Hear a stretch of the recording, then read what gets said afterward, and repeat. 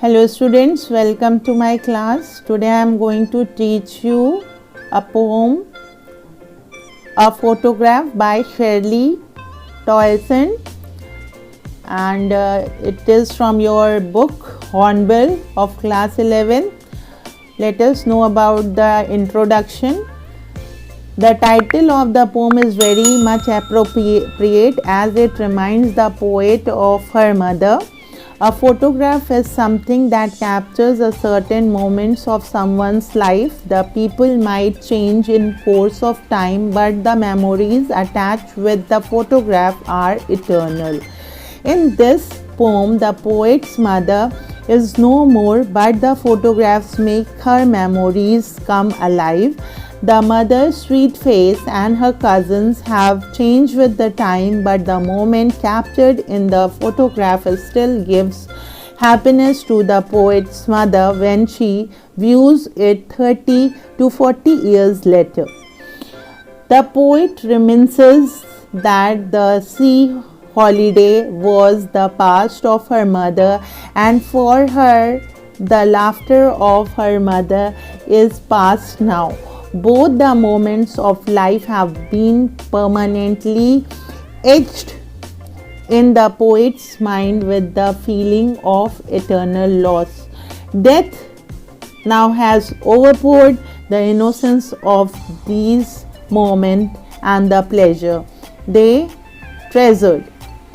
The poet concludes the poem on a melancholy note with the comment that there is nothing to say or comment upon this sad event.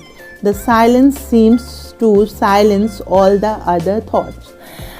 जो introduction दिया गया है, इसमें जो poem के बारे में बताया गया है और टाइटल को बिल्कुल एप्रोप्रिएट माना गया, बिल्कुल सही है. जो टाइटल है फोटोग्राफ, ऑब्वियस बात है, हम सभी के पास हमारी फ़ोटोग्राफ्स होती हैं. बचपन की फ़ोटोग्राफ्स होती हैं, स्कूल टाइम की फ़ोटोग्राफ्स होती हैं, कॉलेज टाइम की होती हैं, शादी की होती हैं, शादी के बाद की होती हैं, अपने बच्चों के साथ की होती हैं, अपने माता पिता के साथ की होती हैं, अपनी फैमिली के साथ की होती हैं, बुढ़ापे की होती हैं.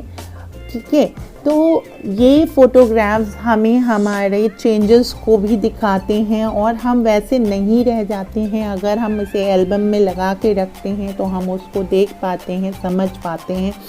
तो यहाँ पर भी ये पोम यही बता रही है कि पोएट की मदर की फ़ोटोग्राफ है जो कि 12 साल की उम्र में खींची गई है, और उस फ़ोटो में उनके पास 2 कज़न्स हैं उनसे छोटी, और वो उन दोनों ने उनके हाथ पकड़ रखे हैं, और उन दोनों ही बहुत, मतलब तीनों ही बहुत खुश हैं क्योंकि वो बीच पे गई हुई हैं, वो समुद्र के किनारे पे गई हुई हैं और वहाँ पर उन्होंने फ़ोटो खिंचवाई है. और जब बड़ी हो जाती हैं उन पोएटेस की मदर, जो लेखिका हैं, उनकी मदर जब 30-40 साल की हो जाती हैं या 30-40 साल के बाद अपनी फ़ोटो को देखती हैं तो वो बहुत खुश होती हैं कि देखो मैं कैसी थी, देखो मेरी बहनें कैसी थी. वो उसको देख के बहुत खुश होती हैं, हंसती हैं, याद करती हैं. और जो लेखिका हैं वो भी बहुत खुश होती हैं. लेकिन जब उनकी मदर का देहांत हो जाता है तो यही फ़ोटो देखकर वो उदास भी हो जाती हैं कि ये मेरी माँ थी, कितनी खूबसूरत, कितनी अच्छी थी, और आज ये मेरे बीच में नहीं है. तो वो बहुत दुखी हो जाती हैं इस चीज़ को सोच कर कि माँ को मैंने खो दिया है. समुद्र का किनारा वैसे का वैसे ही है, लेकिन माँ आज नहीं है, वो सिर्फ इस फोटोग्राफ में है. तो इंसान जो है वो मॉर्टल है, उसे मरना ही है, इमॉर्टल नहीं है. जैसे सूरज, चाँद, सितारे, नदियाँ, झरने, ये सब इमॉर्टल हैं, ये हमेशा रहेंगे. लेकिन इंसान तो आया है, उसे जाना ही जाना है. तो let us go and read the poem. Before we read the poem, let us see the vocabulary. Cardboard, stiff paper, कड़ा पेपर. ओके, कार्डबोर्ड जो है वो स्टिफ पेपर होता है. पैडलिंग, वॉकिंग बेयरफिट इन शैलो वाटर, नंगे पैर, कम पानी में चलना, बीच के किनारे जब चलते हैं तो बीच का पानी आकर पैरों को टच करता है, वो पैडलिंग कहलाता है। Transient, lasting for a short time, मतलब बहुत कम समय के लिए जो चीज़ रहे। स्नैपशॉट को फोटोग्राफी कहते हैं। टेरेबली, एक्सट्रीमली बैड, बहुत ही बुरा। Laboured, needing a lot of effort, मतलब hard work. Very, here disappointment, लेकिन वेरी का दो मतलब होता है, अम्यूज्ड भी होता है, एंटरटेन करना भी होता है, और डिसअपॉइंटमेंट भी होता है, ठीक है। तो वेरी का दो मतलब होता है। आइए अब एक्सप्लेनेशन पार्ट पे चलते हैं और फर्स्ट 4 लाइन्स को देखते हैं। The cardboard shows me how it was when the 2 girl cousins went paddling, each one holding one of my mother's hand, and she the big girl, some 12 years or so. In these lines, the poet describes looking through a photo album, the pages of which seems to be made of cardboard. The cardboard here refers to the thick stiff photo paper used in the pre-digital photography era to store memories. यहाँ पर जो poet हैं वो describe कर रही हैं अपनी माँ के फ़ोटो एल्बम को, और जो फ़ोटो होती है आजकल भी आपने डिजिटल फ़ोटोग्राफ देखी हैं, और वो कार्डबोर्ड पे बना दी जाती हैं। अब शीशे नहीं लगाए जा रहे हैं, वो खतरे से खाली नहीं होते थे, तो आजकल डिजिटल फ़ोटोज़ बना दी जाती हैं। वैसी फ़ोटो है और उसको वो देख रही हैं और याद कर रही हैं। She is looking at one picture in particular, एक पिक्चर को बड़े ध्यान से देख रही हैं। It is a picture of 3 girls, वो किसकी पिक्चर है? 3 लड़कियों की पिक्चर है। The tallest and the eldest one in the middle and 2 younger and shorter ones at each side of her, एक जो लंबी सी है और सबसे बड़ी है वो बीच में है, और 2 छोटी छोटी लड़कियां उस लंबी वाली लड़की के अगल बगल हैं। The girl standing in the middle is the poet's mother, जो लंबी वाली लड़की बीच में खड़ी है वो लेखिका की माँ है। And the poet speculates that her mother must have been around 12 years old when the picture was taken. और लेखिका ये बताती हैं, अंदाज़ा लगाती हैं कि जब ये पिक्चर क्लिक हुई थी तब उनकी माँ करीबन 12 वर्ष की थी। The other 2 girls are 2 of her mother's cousin, और ये जो इर्द गिर्द में 2 छोटी छोटी लड़कियां खड़ी हैं वो कौन थी? वो माँ की चचेरी बहनें थीं। Each of the cousin is holding on to one of the elder girl's hand for support, और दोनों ही लड़कियां जो हैं वो माँ की उंगलियां पकड़े हुए हैं सहारा लेने के लिए, सपोर्ट लेने के लिए। क्यों सपोर्ट लेने के लिए? क्योंकि वो बीच पर हैं और वहाँ पर क्या हो रहा है? लहरें आ रही हैं, उनको पैर को छूकर जा रही हैं। तो छोटी छोटी लड़कियाँ हैं तो वो जो है बड़े का सहारा लेके वो लोग एंजॉय कर रही हैं। The picture was taken on a day when the 3 girls had gone paddling at the beach. Paddling का मैंने आपको मतलब बताया था कि कम पानी में चलना, नंगे पैर चलना। तो ये जो पिक्चर ली गई है कब की है? जब ये तीनों लड़कियां बीच पर घूमने गई थीं। आइए 5 से 9 लाइन्स देखते हैं। All 3 stood still to smile through the hair at the uncle with the camera, a sweet face, my mother's that was before I was born, and the sea which appears to have changed less, wash their terribly transitant feet. In these lines, the poet further described the condition in which the photograph of her mother and her mother's cousin was taken. इन लाइनों में भी वो बता रही हैं कि किस तरीके से माँ की और माँ की चचेरी बहनों की फ़ोटोग्राफ ली गई होंगी। The poet says that The uncle with the camera had been the one to take the photograph. और वो बताते हैं कि वहाँ पर एक अंकल थे जिनके पास कैमरा था, उन्होंने ये फोटोग्राफ ली है. He had asked the 3 girls to pose for him and so they had. और उन्होंने इन तीनों लड़कियों को पोज देने को कहा, अलग अलग तरीके से खड़े होने को कहा. तो ये तीनों लड़कियां पोज देते हुए खड़ी हुई. और कैसा पोज दिया? They had left their wet hair open. उन्होंने अपने गीले बालों को खोल दिया है. And their hair was obscuring part of their face. उनका जो बाल हैं वो चेहरे पे आ रहे थे. Through the film of hair covering their mouths, one could see they were smiling at the camera. अब जब जो अंकल फ़ोटो खींच रहे थे उन्होंने पोज देने को कहा, तो इन तीनों लड़कियों ने अपने बाल खोल दिए. वो बाल गीले थे, उनके चेहरों पे आ रहे थे, लेकिन उन बालों में से उनके चेहरे झलक रहे थे और उन चेहरों को देखकर पता चल रहा था कि ये लोग स्माइल कर रहे हैं और स्माइल करते हुए फ़ोटो खिंचा रही हैं. However, one face in the picture draws the poet's attention to a greater degree than the other 2 faces.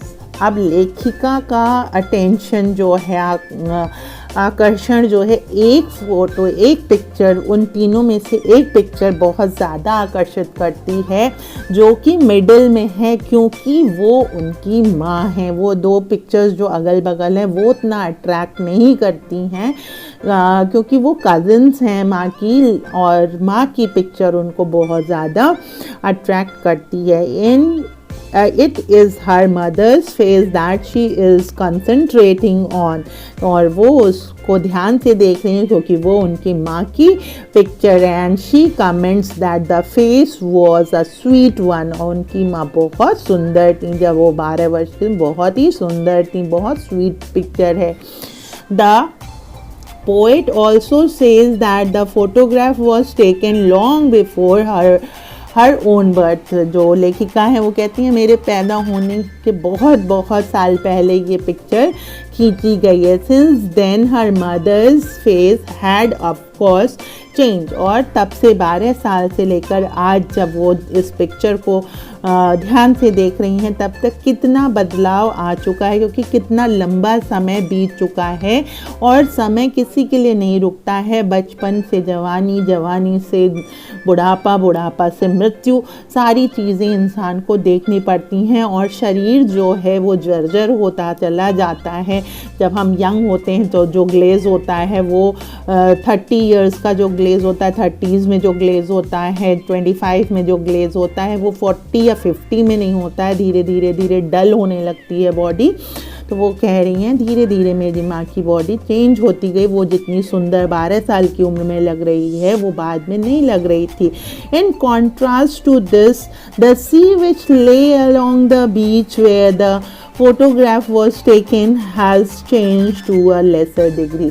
और यहाँ पर जो लेखिका है वो कंपेयर भी कर रही हैं कि जहाँ पर मेरी माँ लोगों ने फ़ोटो खिंचाई है वो समुंदर आज भी लगभग वैसा ही है. उसमें कोई ज़्यादा अंतर नहीं आया है, वो वैसे का वैसा ही है. That very sea washed the feet of the poet's mother and her 2 younger cousins the day the photograph had been taken. तो उस दिन क्या हो रहा था, वही सी जो कि आज तक नहीं बदली है, वो सी क्या कर रही थी, अपनी लहरों से मेरी माँ और उनकी कज़न्स के पैरों को धो रही थी, छू छू कर जा रही थी.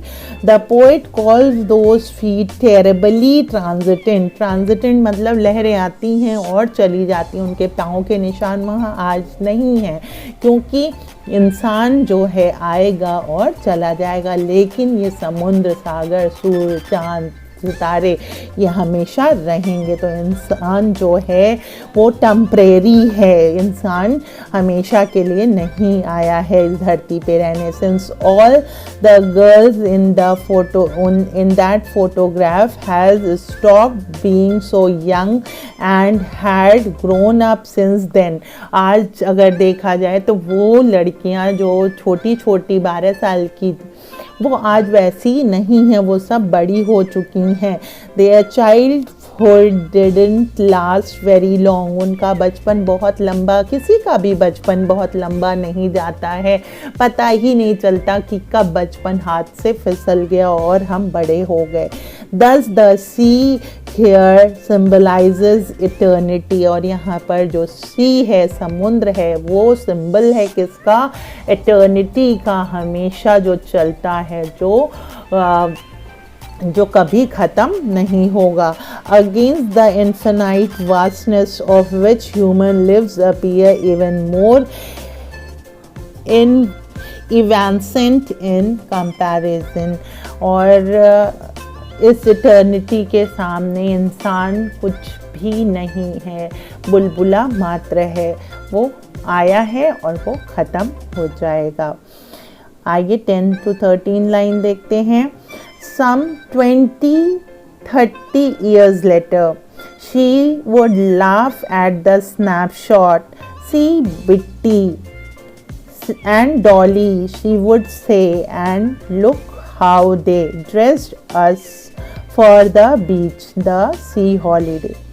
अब उनकी माँ करीबन 20 से 30 साल बाद उस फोटो को देख रही हैं और देखने के बाद वो कह रही हैं कि देखो मेरी कज़न्स बिट्टी और डॉली हैं और हम लोग कैसे ड्रेस्ड अप हुए हैं बीच पर जाने के लिए। बीच हॉलीडे, समर्स हॉलीडे, हम लोग सी हॉलीडे स्पेंड करने गए हैं और हम लोग कैसे ड्रेस्ड हुए हैं और बीच पर जाकर कैसे एंजॉय कर रहे हैं। In these lines the poet stops looking at the photograph and recalls what her mother used to say about the photograph. अब जो लेखिका हैं वो बिल्कुल भी नहीं सोच रही हैं किसी और चीज़ के बारे में, अब वो अपनी माँ के बारे में सोच रही हैं जो 20 से 30 साल बाद उस फोटोग्राफ के बारे में बताती हैं।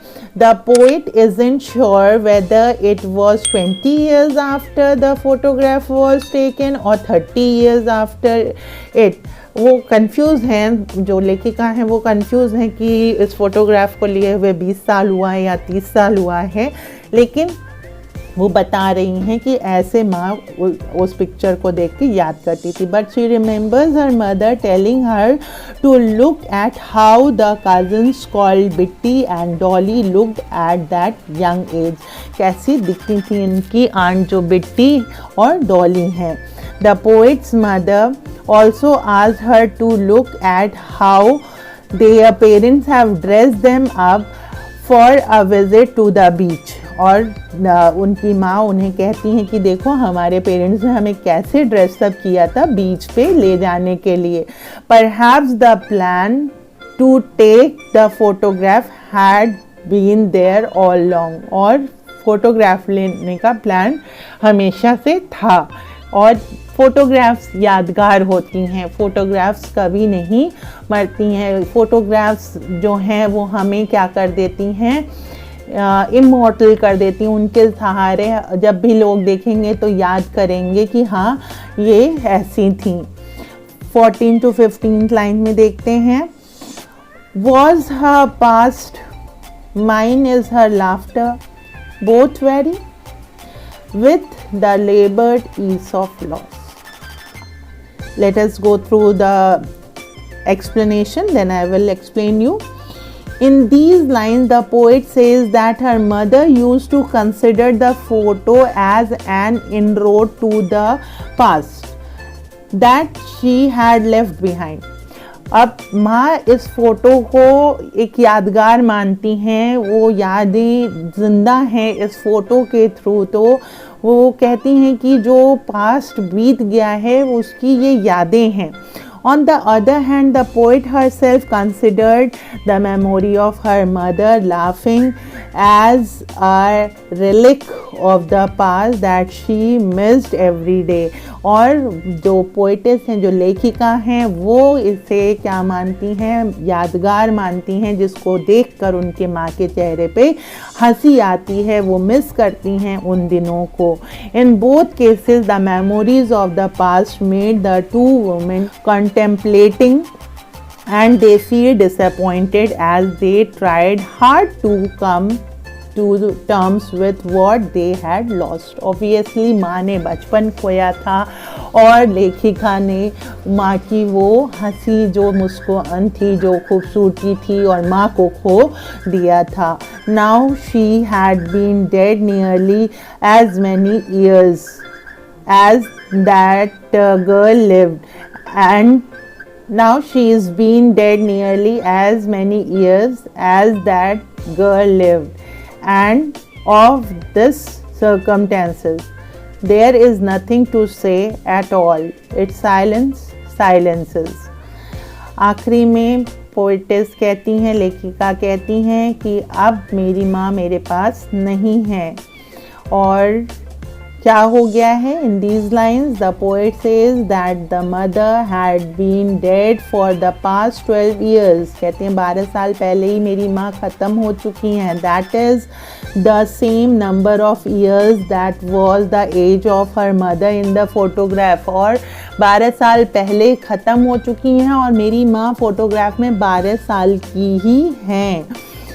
फ़ोटो में 12 साल की हैं. She had been looking at, और उस फोटो को वो देख रही हैं. The poet is unable to think of her mother's death. वो अपनी माँ की डेथ के बारे में सोच ही नहीं पा रही हैं. But she has no words with which to explain how that death has affected her. लेकिन वो ये नहीं बता सकती कि माँ का जाना उनको कितना खल रहा है, उनके लिए कितना दुखदाई है. The fact that the death has silenced her mother. एक तरफ डेथ ने उनकी माँ को चुप करा दिया है और उनके जाने के दुख ने लेखिका को चुप करा दिया है. माँ को खो देने की वजह से वो साइलेंस में चली गई हैं. एक तरफ माँ साइलेंस हो गई है और इनकी ज़िंदगी में भी क्या हो गया है? साइलेंस आ गया है, सन्नाटा सा छा गया है. माँ शांत हो गई हैं और इनकी ज़िंदगी भी बिल्कुल शांत हो गई है. इनके पास शब्द ही नहीं हैं कि ये कुछ बोल सकें. तो hope you have understood this pome where the poetess has explained you very nicely. Little bit I want to tell you about Shirley Tolson. Shirley Tolson was born on 20th May 1924. वो 20 मई 1924 को पैदा हुई. Was an English writer, poet, journalist and local politician also. She died on 23rd September in 2018. तो ये उनके बारे में है, शर्ली टॉल्सन के बारे में. ये जानना ज़रूरी है. अगर आप याद रखेंगे तो आप अच्छा आंसर लिख सकते हैं.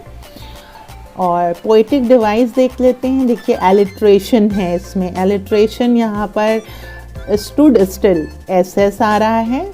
माई मदर 2 बार आया है स्टैंजाज में. तो माई मदर आप देख सकते हैं फर्स्ट स्टैंजा और सेकंड स्टैंजा में माई मदर आया है.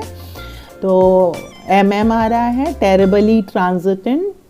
तो टी आया है. साइलेंसेस एस आया है. थ्रू देयर द साउंड है. तो ये एलिट्रेशन है जहाँ पे कॉन्सोनेंट साउंड रिजेंबल करते हैं, एक दूसरे से मिलते हैं, रिपीट होते हैं.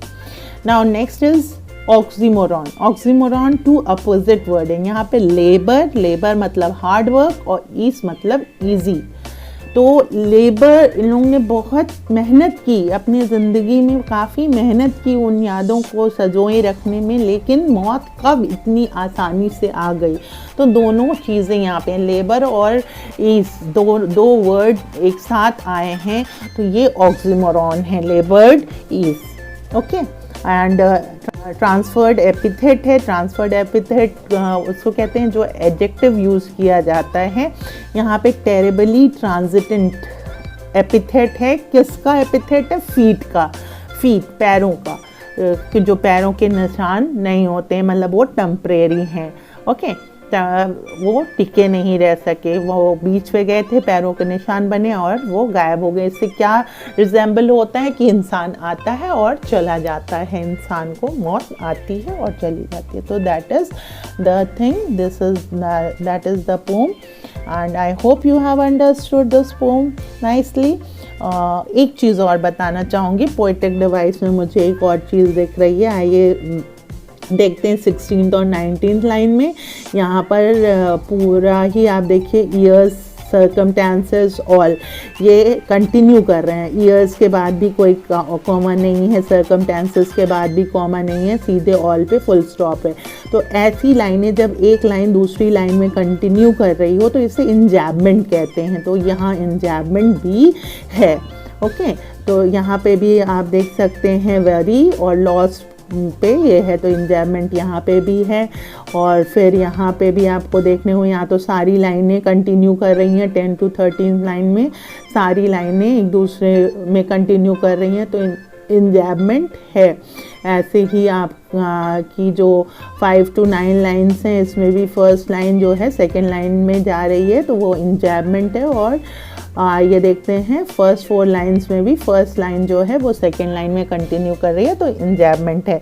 तो जो लिटरेरी डिवाइस हैं वो एलिट्रेशन है, ऑक्सीमोरॉन है, एपिथेट है और इंजॉयमेंट है। तो my dear children, I have taught you this poem thoroughly and explanation is also given in English, and I have told you the Hindi so that you can understand it very nicely. And if you have any problem, you can write down in the comment box and you can ask the question anytime. I am always there to solve your problem. I will be back with a new video. Till then, take care. Bye bye.